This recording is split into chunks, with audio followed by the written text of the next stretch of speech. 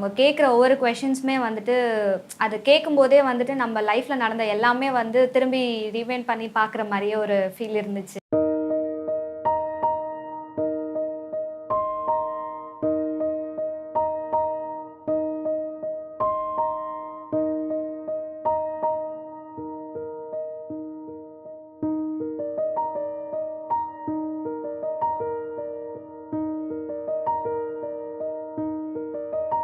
இந்த சோஷியல் எக்ஸ்பெரிமெண்ட்க்கு வந்ததுக்கு ரொம்ப நன்றி. என்ன இத்தனை சேருக்கு நடுவில் உட்கார வச்சிருக்கோன்னு நீங்கள் யோசிக்கிறது புரியுது. நான் சில கேள்விகள் கேட்க போகிறேன்.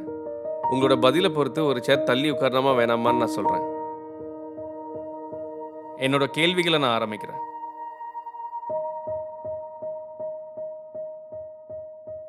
நீங்கள் முதலாக சந்திச்ச நாள் ஞாபகம் இருக்கா? இல்லைன்னா ஒரு சேர் தள்ளி உட்காருங்க.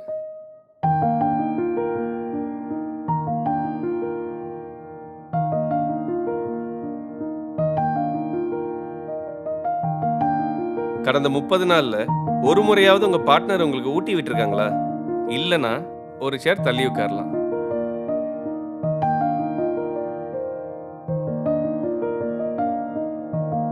நீங்க 2 பேரும் கிஸ் பண்ணும்போது இடையில சிரிச்சிட்டு திரும்ப கிஸ் பண்ண கண்டினியூ பண்ணிருக்கீங்களா? இத பண்ணது இல்லனா ஒரு சேர் தள்ளி உட்காருங்க.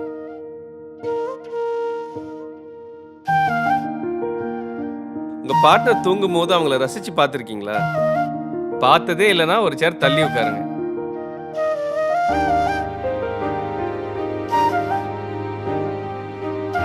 இன்னைக்கு உங்க பார்ட்னரை பார்த்து அவங்க அழகா இருக்காங்கன்னு சொன்னீங்களா? அப்படி சொல்லலைன்னா ஒரு சேர் தள்ளி உட்காருங்க.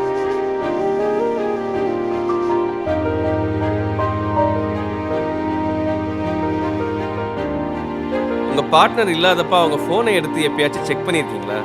இதை பண்ணிருந்தீங்கன்னா ஒரு சேர் தள்ளி உட்காருங்க.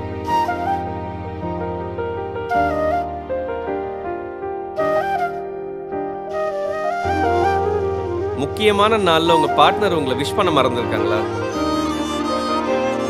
கடந்த 30 நாள்ல ஏதாவது ஒரு விஷயத்துக்கு உங்க பார்ட்னர் உங்களை பாராட்டினாங்களா? இல்லைன்னா ஒரு சேர் தள்ளி உட்காரலாம். நீங்க இன்செக்யூர்டா ஃபீல் பண்ணும்போது நீ எதுக்கும் கவலைப்படாத, நான் இருக்கேன், நான் பார்த்துக்கிறேன்னு சொல்லியிருக்காங்களா? அப்படி சொன்னது இல்லைன்னா ஒரு சேர் தள்ளி உட்காரலாம்.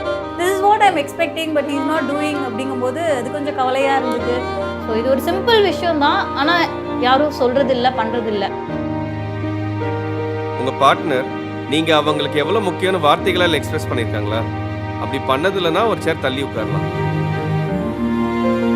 உங்க பார்ட்னர் உங்க உருவ அமைப்பை கேலி கிண்டல் செஞ்சதுனால உங்க கான்ஃபிடன்ஸ் அஃபெக்ட் ஆயிருக்கா?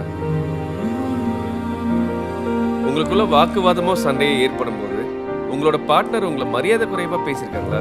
நான் அந்த மாதிரி கேள்வி கேட்டிருந்தேன், இவங்க மூவ் ஆகிட்டாங்க. ஸோ எனக்கு வந்து நான் யோசிக்க தொடங்கினேன். நான் ப்ரீச் பண்ணுறதெல்லாம் ப்ராக்டிஸ் பண்ணுறதா எனக்கு டவுட் ஆகிடுச்சு. உங்கள் பார்ட்னர் கிட்ட ஒரு உதவின்னு கேட்கும்போது ஆர்வம் இல்லாமல் கடமைக்காக பண்ணுறாங்களோன்னு தோணியிருக்கா?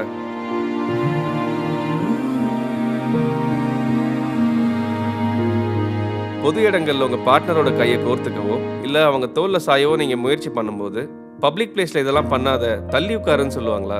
அப்படி சொல்லியிருந்தாங்கன்னா இப்போ அவங்கள விட்டு நீங்கள் தள்ளி உட்காரலாம்.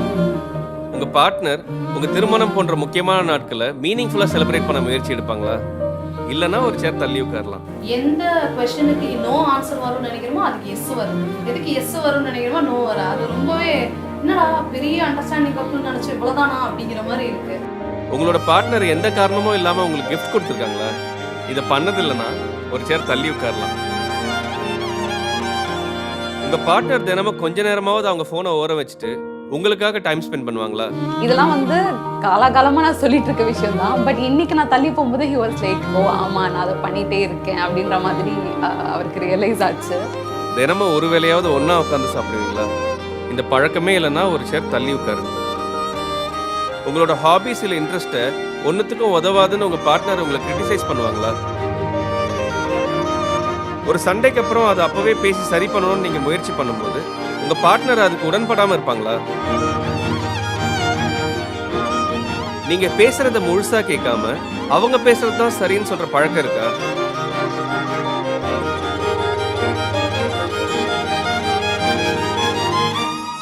என்னோட கேள்விகள் முடிஞ்சது.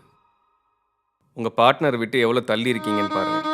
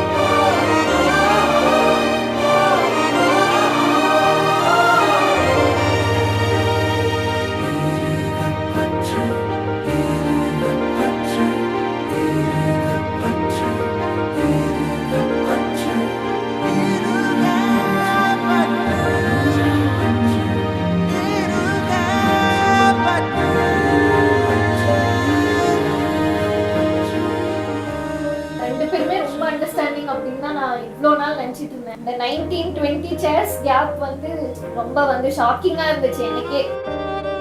2 பேருக்குள்ள இருந்த கேப்பு என்கிட்ட ஒரு நெகட்டிவ்ஸ் என்னென்ன இருக்குன்றது எனக்கு வந்து ஒரு ஷோகேஸ் பண்ண மாதிரி ஒரு ஃபீல் இருந்துச்சு. ஃபர்ஸ்ட் நான் நினச்சிருந்தேன் ஐ தாட் முடியறதுக்குள்ள we will be in the extreme ends நினச்சேன். So it started off a little happy that only 15 seats தான் இருந்தது.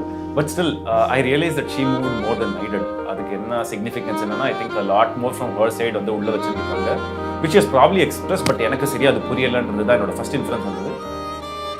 I felt happy that ரொம்ப தூரம் போல ஓகே நம்ம உண்மையிலே கரெக்டா தான் இருக்கோம் அப்படின்னு ஒரு வெரிஃபிகேஷன் அது வந்து இங்க 2 பேரும் 1 மீட்டர்ல தான் போகிறோம். குட்டி குட்டி இது இருக்குது. ஸோ எல்லா கப்புள்ஸ் நடுவில் இருக்கிறது தான். ஸோ அது ஒர்க் அவுட் பண்ணலாம். நான் தான் ரொம்ப கரெக்ட் அப்படின்ற மாதிரி நான் நினச்சிட்டு இருந்தேன். பட் ஆஃப்டர் திஸ் நானும் அவரை கொஞ்சம் கஷ்டப்படுத்தியிருக்க மாதிரி எனக்கு தோணுது. So I have to work on it. I need to make both of our selves feeling important to this relationship. அவங்களும் இதில் ரிலேஷன்ஷிப்பில் இம்பார்ட்டண்ட்டாக ஃபீல் பண்ணணும், நானும் இம்பார்ட்டண்ட்டாக ஃபீல் பண்ணணும். 2 பேருமே வந்து மியூச்சுவலாக போகும்போது it will be a beautiful life. சொல்லுங்க, இப்போ வச்சு சொல்லுங்க. நான் இருக்கேன்னு சொல்லுங்க. வாயில வேர்பலா சொல்லணும்.